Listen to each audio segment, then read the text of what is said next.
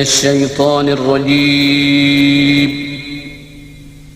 بسم الله الرحمن الرحيم إن الله اشترى من المؤمنين أنفسهم وأموالهم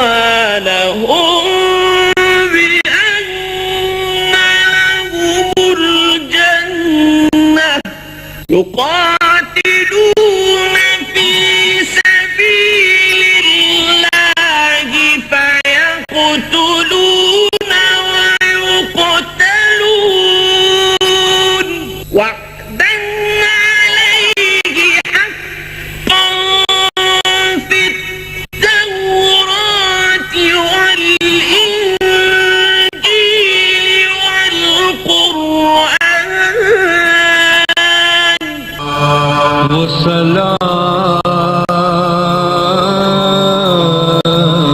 سلام کہیے حسین پر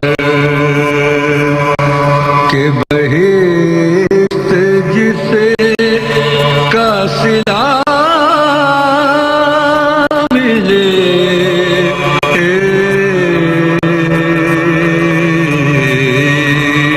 سلام کہیے حسین پر کہ بہشت جس کا صلہ ملے یہ طلب تو اپنی طرف سے ہے۔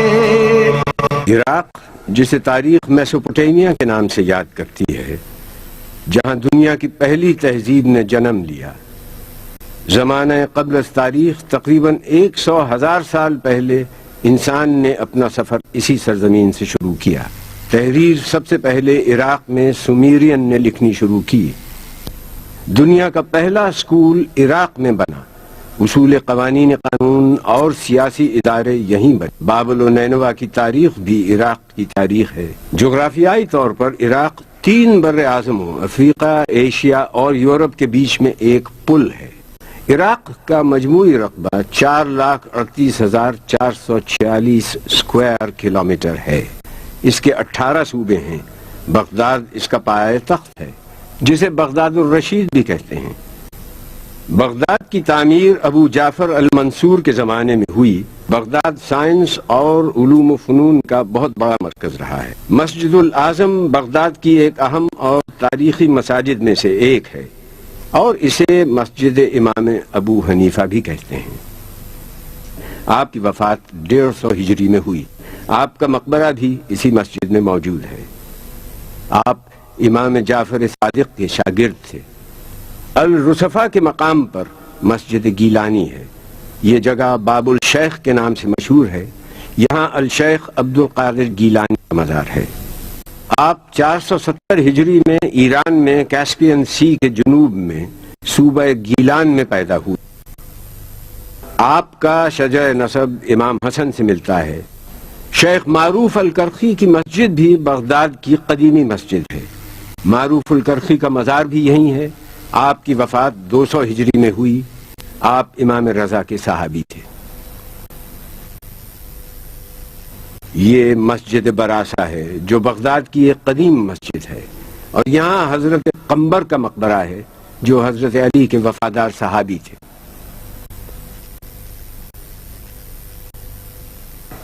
الکاظمیہ عراق کا قدیم ترین علاقہ ہے۔ بغداد کی تعمیر سے بھی بہت پہلے یہ شہر موجود تھا، اور اس کا نام شونیزیہ تھا۔ عربی میں اس کا مطلب ہے سیاہ اناج۔ امام موسیٰ کاظم کی شہادت 183 ہجری میں ہوئی تو آپ کو اسی جگہ پر دفن کیا گیا۔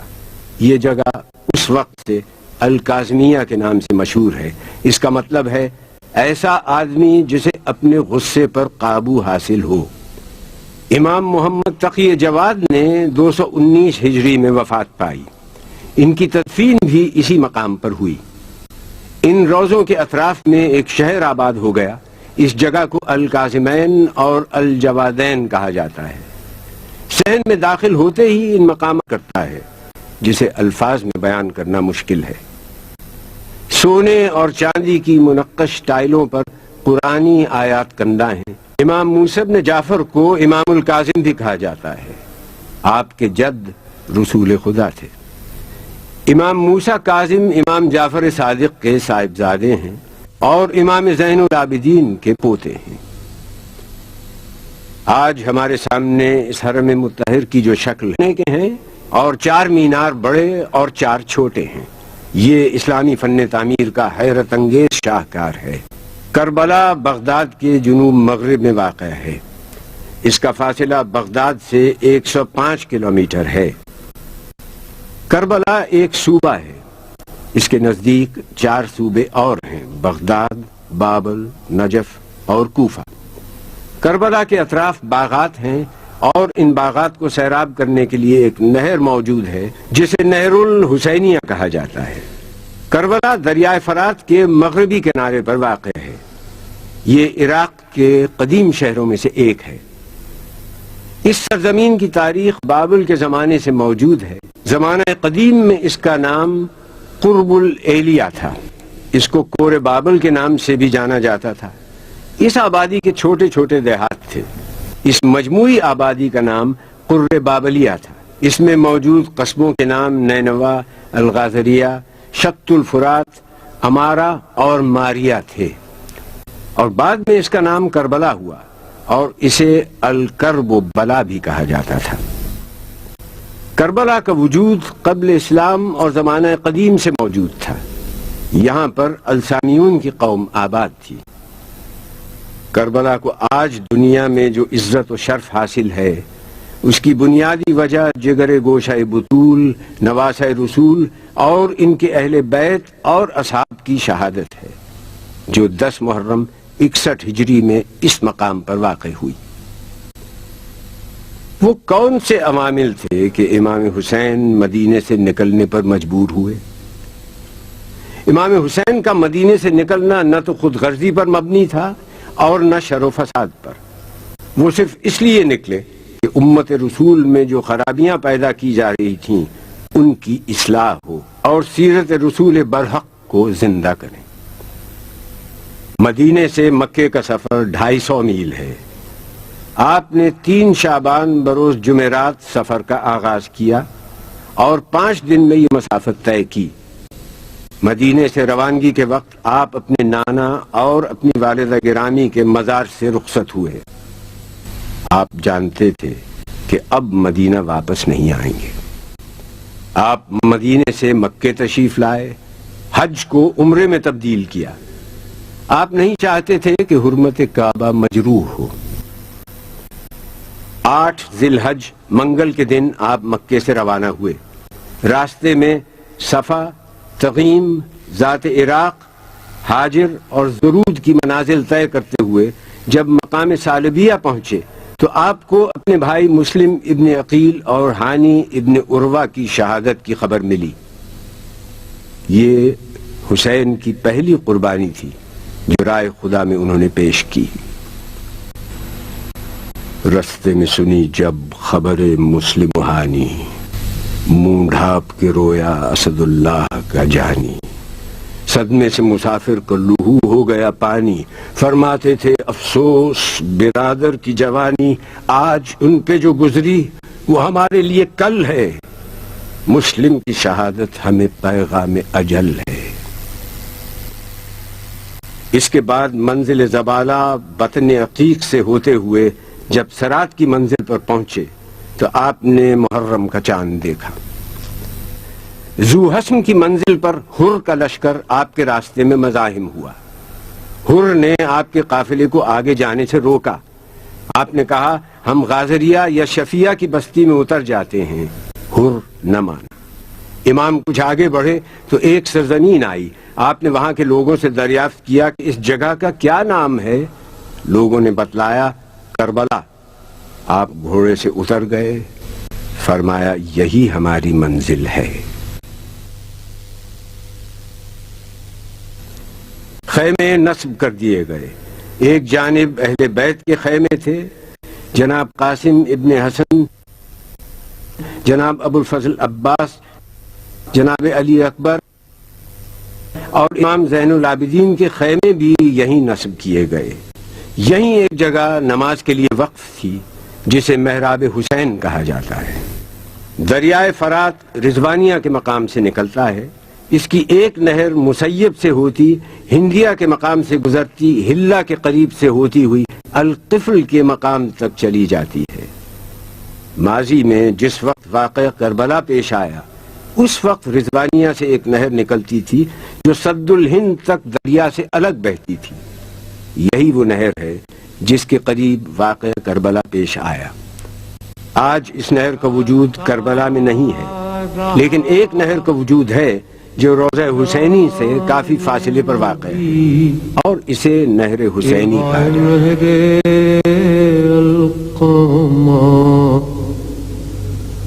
اٹھتی رہی موج تیری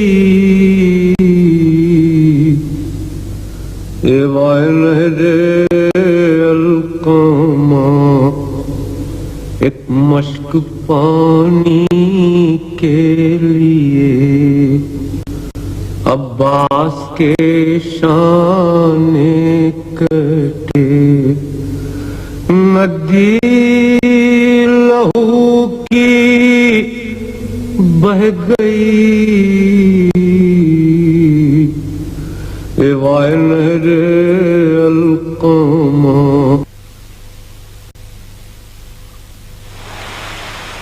حر یزید کی فوج کا سپہ سالار تھا۔ ایک منزل پر حر اور اس کے لشکر کے پاس پانی کا ذخیرہ ختم ہو گیا تھا۔ امام حسین کو خبر ہوئی تو آپ نے حکم دیا کہ حر اور اس کے لشکر کو پانی سے سیراب کیا جائے اور لشکر کے جانوروں کو بھی پانی پلایا جائے۔ تھی یہی فصل، یہی دھوپ، یہی گرم ہوا، ٹھنڈے پانی پہ گرے پڑتے تھے حر کے رفقا۔ تشنا کاموں کا یہ مجمع تھا کہ ملتی نہ تھی جا، سقے بھر بھر کے کٹوروں کو یہ دیتے تھے صدا، بھائیو آؤ جو پانی کی طلبگاری ہے، چشمہ فیض حسین ابن علی جاری ہے۔ یہ حسین کا وہ حسن سلوک اور اخلاق تھا جس نے حر کی زندگی کو منقلب کر دیا۔ حر نادم و شرمسار اپنی گردن جھکائے اور اپنے ہاتھ پشت سے باندھے ہوئے حسین کے خیمے کی طرف چلا۔ حسین کو خبر ہوئی، حر نے دیکھا کہ چلے آتے ہیں پیدل شبیر، دوڑ کر چوم لیے پائے شہ عرش سریر۔ شہ نے چھاتی سے لگا کر کہا اے باتوقیر، میں نے بخشی، میرے اللہ نے بخشی تقصیر، میں رضامند ہوں، کس واسطے مضطر ہے تو، مجھ کو عباس دلاور کے برابر ہے تو۔ حر نے جناب حسین سے درخواست کی کہ وہ اپنی غلطی کے ازالے کے لیے آپ کی طرف سے جنگ کرنا چاہتا ہے۔ حر میدان جنگ میں گئے، زخمی ہو کر گھوڑے سے گرنے لگے تو امام حسین کو آواز دی۔ حر کی صدا سن کر آپ حر کی نصرت کے لیے قتل گاہ میں پہنچے۔ قبلہ رو کیجئے لاشا میرا اے قبلہ دین، پڑھیے یاسین کہ اب ہے یہ دم باز پسین، کوش نزدیک ہے اے بادشاہ عرش نشین، لیجئے تن سے نکلتی ہے میری جان حزین، بات بھی اب تو زبان سے نہیں کی جاتی ہے، کچھ اڑا دیجئے مولا، مجھے نیند آتی ہے۔ مسیب ایک چھوٹا سا قصبہ ہے، کربلا سے تقریباً 40 کلومیٹر کے فاصلے پر ہے۔ حضرت مسلم ابن عقیل کے صاحبزادوں سید محمد اور سید ابراہیم کے مزارات ہیں۔ حضرت مسلم بن عقیل سفیر امام حسین تھے۔ آپ امام حسین کا خط کوفیوں کے نام لائے تھے۔ یہ صاحبزادے اس سفر میں آپ کے ساتھ تھے۔ مسلم کی شہادت کے بعد یہ بچے قید کر دیے گئے اور بعد میں انہیں شہید کر دیا گیا۔ حضرت اون کی مرقد کربلا سے 10 کلومیٹر کے فاصلے پر ہے۔ جناب زینب کے صاحبزادے اور جعفر طیار کے پوتے ہیں۔ آپ کا سن اس وقت 9-10 برس کا تھا۔ جناب زینب نے ان کو اپنے بھائی پر قربان کر دیا۔ ان بچوں کی بڑی خواہش تھی کہ فوج کا علم ہمیں نصیب ہو۔ زینب نے تب کہا کہ تمہیں اس سے کیا ہے کام؟ کیا دخل مجھ کو؟ مالک و مختار ہیں امام، دیکھو نہ کی جو بے ادبانہ کوئی کلام، بگڑوں گی میں جو لوگے زباں سے علم کا نام۔ لو جاؤ بس کھڑے ہو الگ ہاتھ جوڑ کے، کیوں آئے ہو یہاں علی اکبر کو چھوڑ کے؟ حضرت عباس کا حرم مطہر امام حسین کے روضے سے 350 میٹر کے فاصلے پر ہے۔ امام حسین اور حضرت عباس دونوں روضوں کے درمیان ایک کشادہ صحن ہے جس میں 2 رویا کھجور کے درخت ہیں۔ حضرت عباس امام حسین کے چھوٹے بھائی اور علی مرتضیٰ کے فرزند ہیں۔ آپ کی والدہ گرامی کا نام ام البنین ہے۔ آپ کا تعلق قبیلہ بنی کلاب سے تھا۔ آپ کے 4 فرزند تھے، یہ سب کربلا میں شہید ہوئے۔ ابو الفضل عباس کے روضے کا صحن بہت وسیع ہے۔ صحن کے 8 دروازے ہیں: باب امام حسن، باب امام حسین، باب صاحب الزمان، باب امام موسیٰ ابن جعفر، ان کا رخ مغرب کی طرف ہے۔ باب امیر المومنین اور باب امام رضا، ان کا رخ مشرق کی طرف ہے۔ باب الرسول، جس کو باب قبلہ کہا جاتا ہے، اس کا رخ جنوب میں ہے۔ شمال میں ایک دروازہ ہے جسے باب امام جواد کہا جاتا ہے۔ گنبد کی لمبائی 39 میٹر ہے، میناروں کی لمبائی 44 میٹر۔ رواق کی پیمائش 320 میٹر مربع، صحن کی پیمائش 9300 میٹر مربع اور حرم کی پیمائش 1836 میٹر مربع ہے۔ قبر مطہر کے اوپر گنبد ہے اور اس کو بھی خالص سونے سے بنایا گیا ہے۔ گنبد کے اندر میناکاری کی گئی ہے، سونے سے آیات قرآن کندہ کی گئی ہیں۔ یہ گنبد بھی اسلامی فن تعمیر کا شاہکار ہے۔ صحن کے چاروں طرف کی دیواروں پر کاشی کاری اور نقش کاری کی گئی ہے جو اس فن کا ایک نادر نمونہ ہے۔ حضرت عباس کی ولادت 4 شعبان کو ہوئی۔ آپ دنیا میں تشریف لائے۔ آپ نے آنکھیں نہیں کھولی تھیں کہ علی نے کہا حسین کو بلاؤ۔ حسین کے ہاتھوں میں عباس کو دیا اور آنکھیں کھولیں۔ حسین نے اپنے بابا سے سوال کیا کہ آپ نے میرے بھائی کا کیا نام رکھا؟ کہا عباس۔ عباس کے معنی ہیں بفرا ہوا شیر۔ آپ کو قمر بنی ہاشم اور باب الحوائج بھی کہا جاتا ہے۔ آپ کی تربیت دامان علی اور دامان حسن و حسین میں ہوئی۔ آپ کا اخلاق، فضل، ادب، علم، شجاعت بے مثال تھا۔ آپ نے امام حسین کو بڑا بھائی نہیں آقا سمجھا۔ امام حسین نے بھی آپ سے ہر مرحلے پر صلاح و مشورہ کیا۔ امام حسین کو جب بھی کوئی مشکل ہوتی حضرت عباس بڑھ کر بھائی کا ساتھ دیتے۔ 60 ہجری میں امام حسین نے مدینے سے سفر کا آغاز کیا۔ حضرت عباس کو سامان سفر تیار کرنے کا حکم دیا۔ آپ نے حکم کی تعمیل کی۔ والدہ گرامی ام البنین نے آپ کو ہدایت کی کہ میرے 3 بیٹے بھی تمہارے ہمراہ جا رہے ہیں۔ میں نے زندگی بھر فاطمہ زہرا کے گھر کی کنیزی کی ہے۔ حسین پر اگر کوئی وقت آئے اپنی جان کو حسین کی جان سے عزیز نہ رکھنا۔ کی عرض میرے جسم پہ جس وقت تک ہے سر، ممکن نہیں ہے یہ کہ بڑھے فوج بد گوہر۔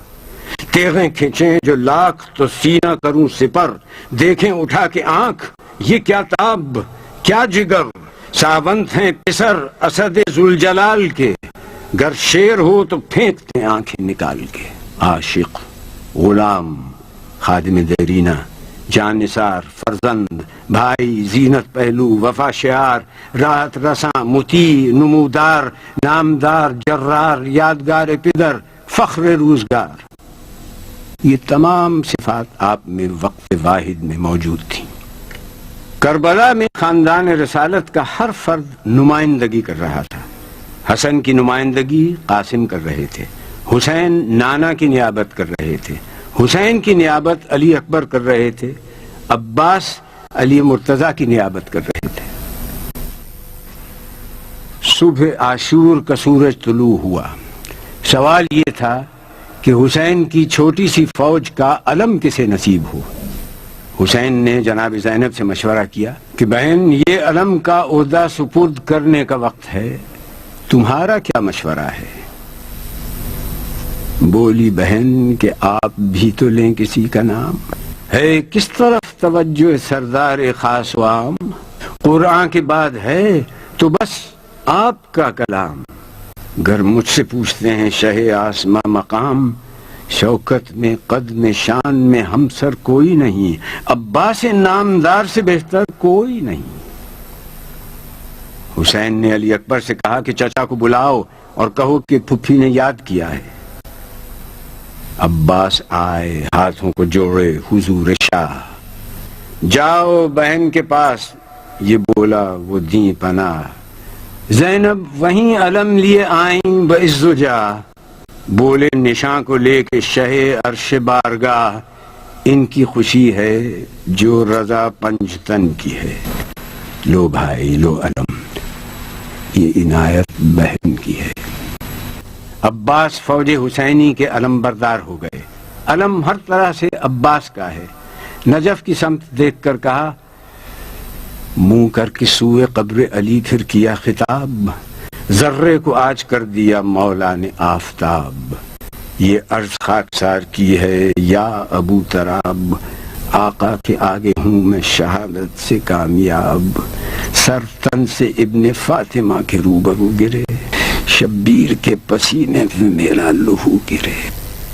حسین کی لاڈلی اور چہیتی بیٹی سکینہ نے اپنے امو جان جناب عباس سے پانی کی خواہش کی. یہ وہ پانی ہے کہ جس کا ذکر قرآن میں ہے کہ ہم نے ہر چیز کو پانی سے خلق کیا ہے، اور آج آل رسول پر فوج یزید نے پانی بند کر دیا. عباس مسکرا کے پکارے کہ آؤ آؤ امو نثار، پیاس سے کیا حال ہے بتاؤ. بولی لپٹ کے وہ کہ میری مشق لیتے جاؤ، اب تو علم ملا تمہیں پانی مجھے پلاؤ. تحفہ نہ کوئی دیجیے نہ انعام دیجیے، قربان جاؤ پانی کا ایک جام دیجیے. حضرت عباس میدان میں گئے، جنگ کی ترائی تک گئے، مشق سکینہ کو بھرا. خیمہ گائے حسینی کی طرف پلٹ رہے تھے کہ دشمنوں نے آپ کا ایک شانہ جدا کیا، مشق کو دوسرے ہاتھ سے تھاما. آپ کا دوسرا بازو بھی جدا ہوا، مشق سکینہ بہہ گئی. چہرے تمام گرد غریبی سے اٹ گئے. دو ہاتھ کیا کٹے کہ سبھی ہاتھ کٹ گئے.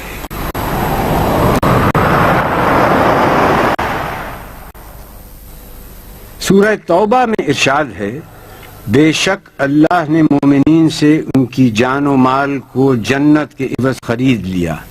وہ اللہ کی راہ میں لڑیں گے، قتل کریں گے اور قتل ہو جائیں گے. یہ سچا وعدہ ہے. اس کا ذکر قرآن، توریت اور انجیل میں بھی موجود ہے. اللہ کے برگزیدہ بندے اللہ کے اس پیغام کو بخوبی سمجھتے ہیں اور اس پر عمل پیرا بھی ہوتے ہیں. کربلا آتے وقت امام حسین فرماتے ہیں، موت فرزند آدم کے گلے کا ہار ہے، مجھے اپنے اسلاف سے ملاقات کا اشتیاق ہے، اتنا ہی جتنا یعقوب کو یوسف سے ملنے کا اشتیاق تھا. میرے لیے بہت اچھی ہے وہ جگہ جہاں قتل ہو کر گروں گا. میری نگاہیں دیکھ رہی ہیں، میرے جوڑ اور بند کو صحرائی درندے جدا کر رہے ہیں. کوئی چارہ کار نہیں اس دن سے جو نوشتہ تقدیر ہو چکا. خدا کی مرضی میں ہم اہل بیت کی مرضی ہے. ہم اللہ کے امتحان پر صبر کرتے ہیں اور صابروں کا اجر پاتے ہیں. یہی وہ جگہ ہے جہاں امام عالی مقام نے طفلی میں اپنے نانا سے کیے ہوئے وعدے کو پورا کر دکھایا. اپنے اہل بیت کے ہمراہ قربانی پیش کر دی. جہاں سن و سال کی کوئی پابندی نہ تھی. 6 ماہ کے علی اصغر سے لے کر 80 سال کا بوڑھا حبیب ابن مظاہر بھی کربلا کے معرکے میں موجود ہے. روضے کی عمارت کئی تاریخی ادوار سے گزری ہے. زمانے کے ساتھ اس میں کئی تبدیلیاں آتی رہیں. افتاد زمانہ کے سبب عمارت کو نقصان بھی پہنچا اور اس کی تزئین اور آرائش وقت کے مطابق بھی ہوتی رہی.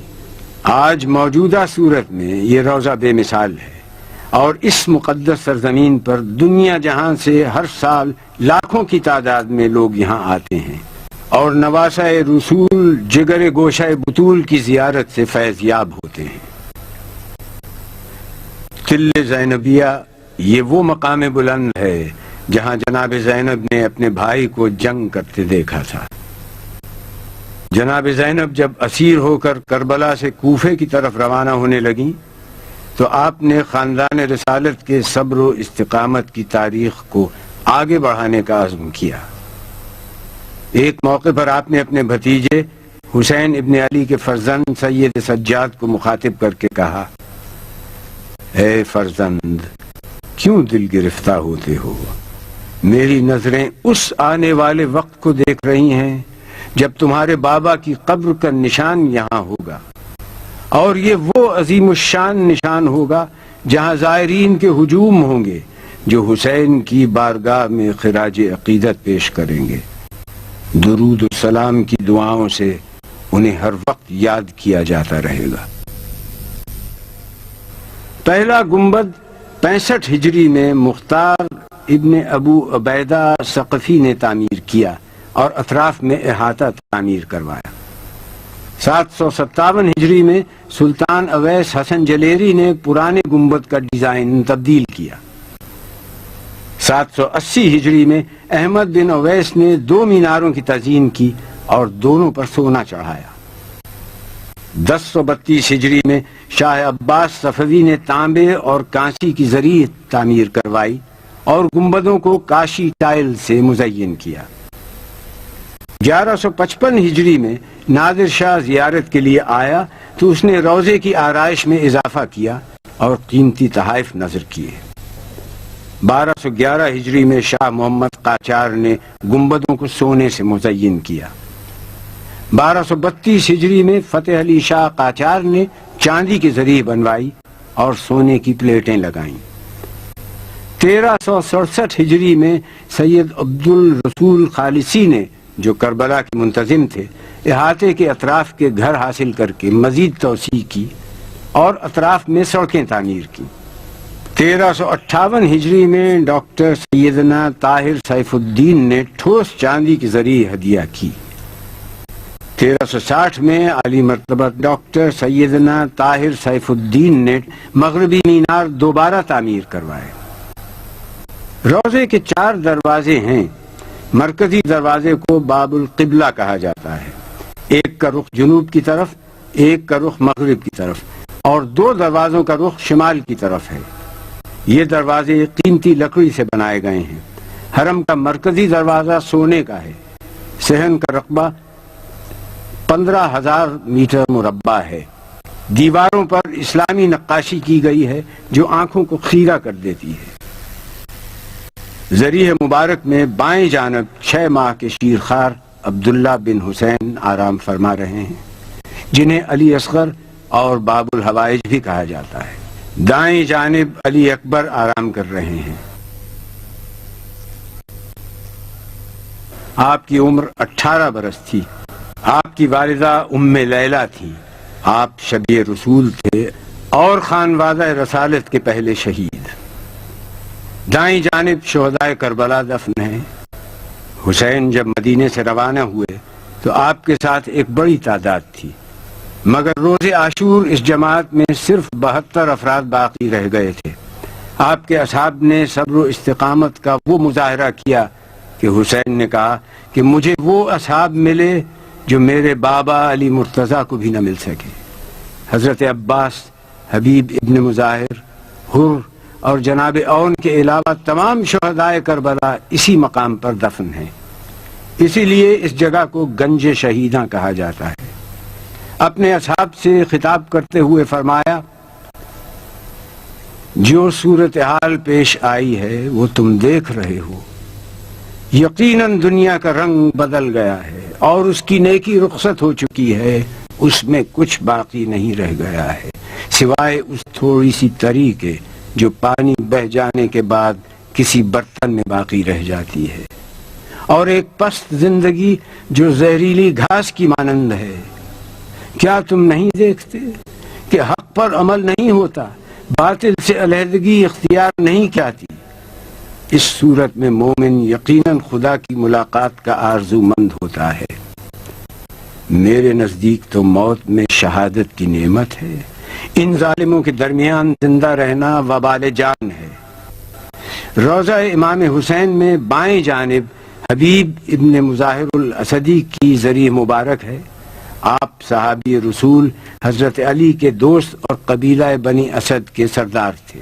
کربلا میں شہید ہوئے اور بنی اسد کے لوگوں نے آپ کو دفن کیا۔ رواق میں حضرت ابراہیم المجاب کی زری ہے۔ آپ امام موسیٰ کاظم کے پوتے ہیں اور واقعہ کربلا کے بعد آپ کو یہاں دفن کیا گیا۔ یہ مقام شہادت ہے۔ امام حسین نے سجدہ آخر ادا کیا۔ آغاز حیات انسان کا پہلا جھگڑا سجدے پر ہوا۔ سن 61 ہجری 10 محرم عصر عاشور امام حسین نے وہ سجدہ کیا کہ رہتی دنیا تک باطل کا سر جھکا دیا اور حق کو سر بلند کر دیا۔ اقبال نے کہا، ان کی زیری تیغ گوید لا الہ، ان کی از خونش بیروید لا الہ، ان کی بخشد بی یقینان را یقین، ان کی لرزد از سجود او زمین۔ وہ جو تیغ کے نیچے لا الہ کہے، جس کے خون سے لا الہ نمو پائے، وہ بے یقینوں کو یقین دینے والا ہے، جس کے سجدے سے زمین کانپ گئی۔ حسین وارث آدم تھے، وارث نوح تھے، وارث موسیٰ تھے، وارث عیسیٰ تھے، وارث ابراہیم، وارث محمد تھے۔ گرتے ہی سجدہ کیا، جلتی زمین پر پیشانی کو رکھ کر آواز دی، خدا بندہ تو میرا سہارا ہے، ہر تکلیف میں اور ہر امید کا مرکز ہے۔ جو کچھ کہنا ہے تجھی سے عرض کرتا ہوں، اس لیے کہ میں کسی اور کو جانتا ہی نہیں کہ جس سے تجھے چھوڑ کر لو لگائی جائے۔ یقیناً ساری نعمتیں تیری ملکیت ہیں، ساری بھلائیوں کا مرکز تو ہی ہے، ہر حال میں تو ہی آخری جائے پناہ ہے۔ میں تیری قضا پر راضی ہوں، تیرے امر کو تسلیم کرتا ہوں، تیرے امتحان میں صابر ہوں، تیرے سوا کوئی معبود نہیں۔ اے بے پناہوں کو پناہ دینے والے، میری مدد کر۔ پروردگار، میں نے اپنے وعدے کو پورا کیا، تو اپنے وعدے کو پورا کر۔ سجدہ ختم ہوا، سر نہیں اٹھا، سر اٹھایا گیا۔ ہائے حسین مصلح افکار مرحبا، اے بے نیاز رب و بسیار۔